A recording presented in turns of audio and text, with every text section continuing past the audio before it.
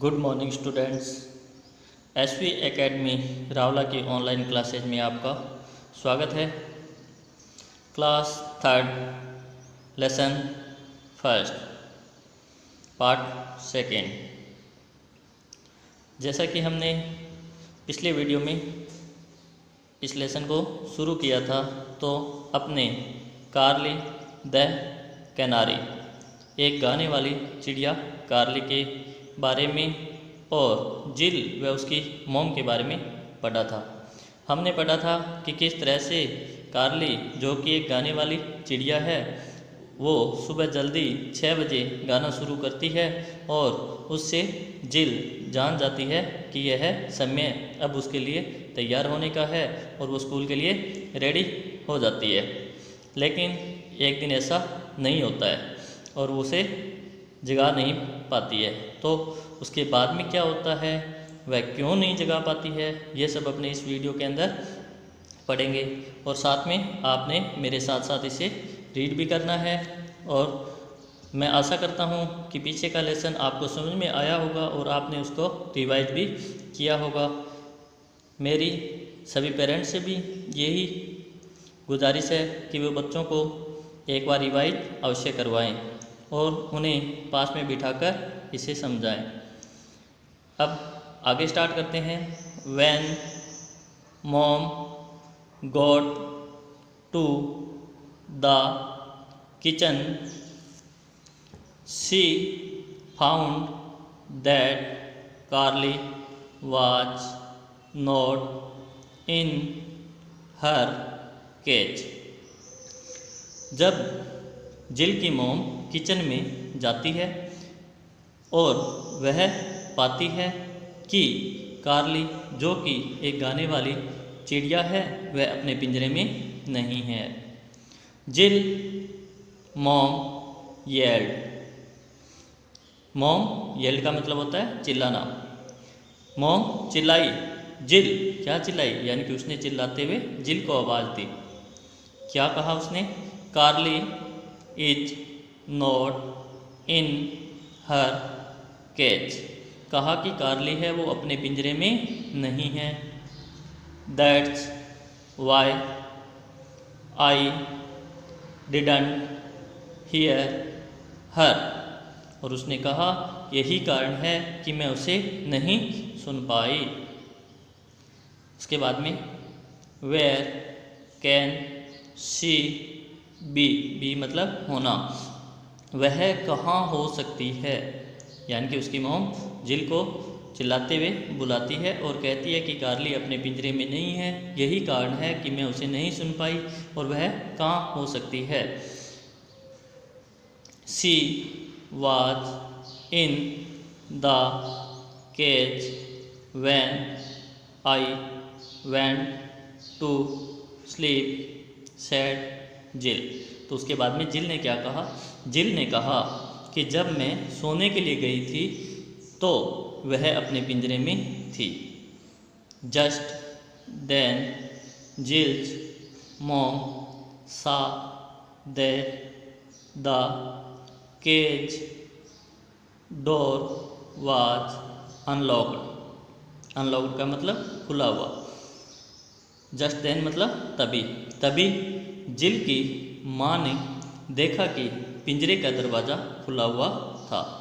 Her cage was open and she must have phloem out. उसका पिंजरा खुला हुआ था और वह अवश्य ही उड़ गई होगी। Said her mom. उसकी माँ ने कहा, यानी कि जिल और उसकी माँ बातें कर रहे हैं और जैसे ही उसकी माँ ने देखा कि उसका पिंजरे का दरवाज़ा खुला हुआ था, तो उसके बाद में उसकी मोम बताती है कि उसका पिंजरा खुला हुआ, तो इसलिए वह हो सकता है कि कहीं उड़ गई हो। She had to be in the house somewhere. और उसके बाद में वो कहती है कि वह घर में ही कहीं हो सकती है। दे begin looking all over the house but they could not find कार्ली। उन्होंने पूरे घर के अंदर उसे तलाशना शुरू किया परंतु वे उसे नहीं खोज सके। उसके बाद में आगे Jill you need to go to school. Jill तुम्हें अब विद्यालय जाने की आवश्यकता है, यानी कि जिल की मॉम कहती है कि अब तुम्हें स्कूल जाना चाहिए। We will look for her when you get home. उसके बाद में वो उसे सजेशन देती है और क्या कहती है कि जब तुम वापस घर आ जाओगे तब हम उसे खोजेंगे। जिल left for school but was not happy. Left means चली गई, छोड़ दिया। जिल स्कूल के लिए चली गई परंतु वह खुश नहीं थी। ऑल डे लॉन्ग, पूरे दिन। जिल kept thinking where कार्ली might be. और पूरे दिन जिल है वह सोचती रही कि कार्ली कहाँ हो सकती थी। Did she fly out of the house. क्या वह घर से बाहर उड़ गई थी। Did she get scared and go hiding under the couch. Couch means होता है सोफ़ा। क्या वह भयभीत हो गई थी और सोफे के नीचे छुपने के लिए चली गई थी।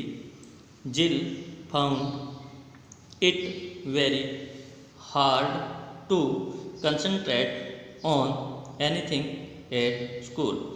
कंसंट्रेट का मतलब होता है ध्यान केंद्रित करना, जो कार्य अपने करनी है उसकी तरफ ध्यान लगाना।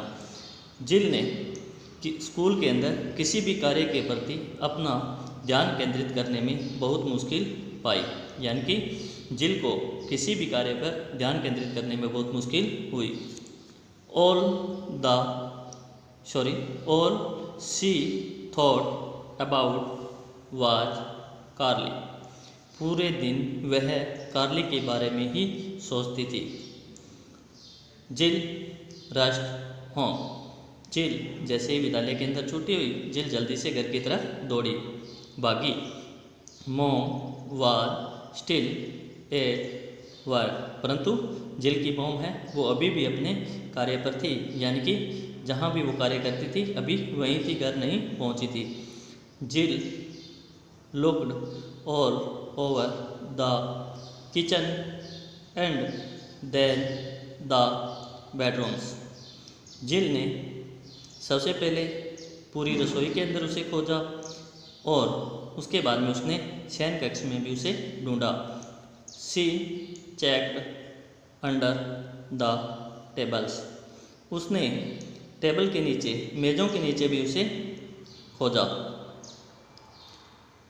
ऑल ऑफ ए सडन जिल thought she heard A tweeting sound. All of a sudden, अचानक से। ट्वीटिंग का मतलब होता है पक्षियों के बोलने की आवाज़, चहचहाने की, चूं चूं चीं चीं करने की आवाज़ें। अचानक से जिल ने सोचा कि उसने चहचहाने की ध्वनि सुनी है। That sound like कार्ली, she said to herself. और उसने हरसेल्फ स्वयं से कहा कि वह ध्वनि तो बिल्कुल कार्ली के जैसी है।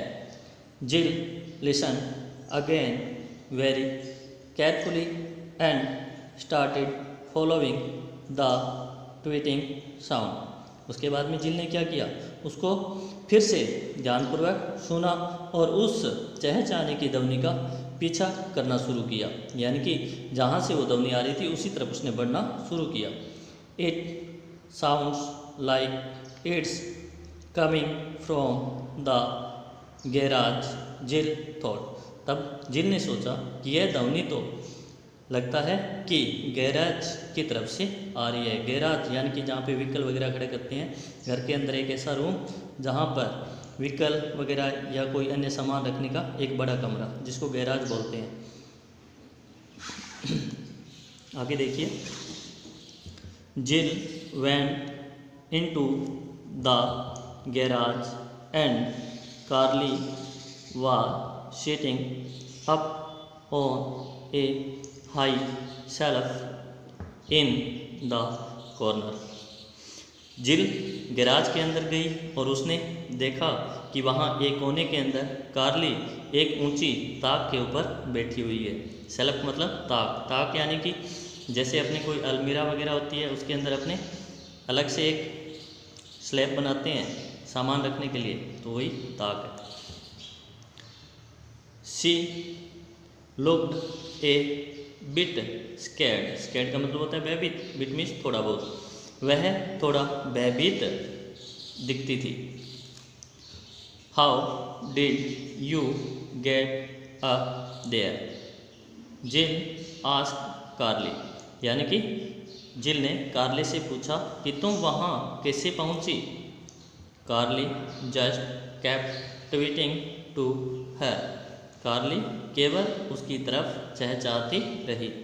Her mom came home and they went into the garage to get कार्ली, उसकी माँ घर पहुँची और वे कार्ली को लेने के लिए गैराज में गए।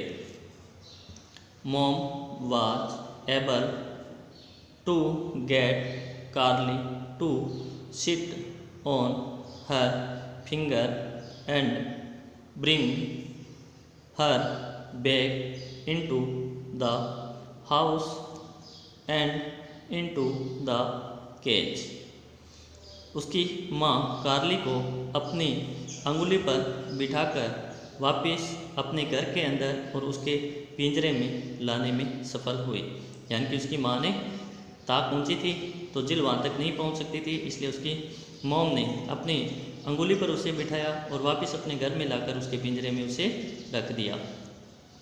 आई बेट when I thought I closed the door all the way, it was just enough for Carly to get into the garage।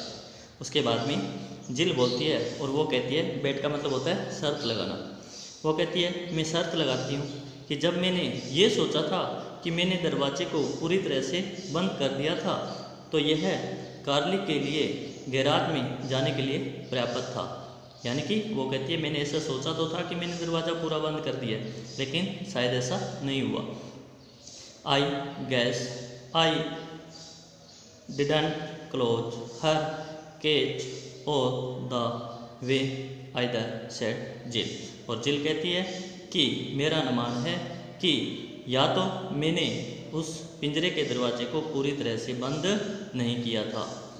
Mom laughed and said, उसकी माँ हंसी और कहा, at least she is okay but I would set my alarm tonight if I were you.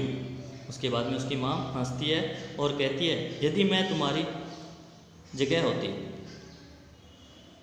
तो मैं आज रात का अलार्म अवश्य ही निश्चित करती, लगाती। एटलीस्ट सी, जो कि अंततः वह सही है।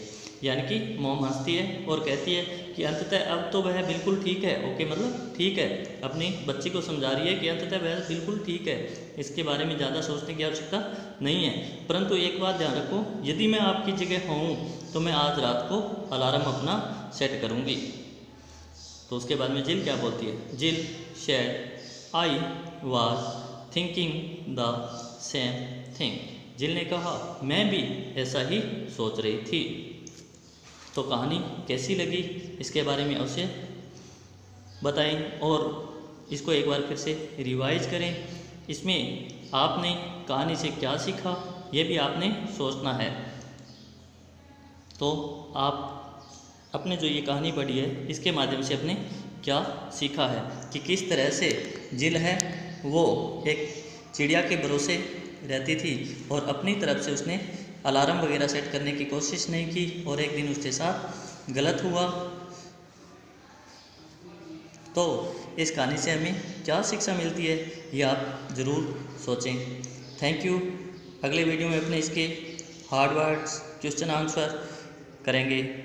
धन्यवाद।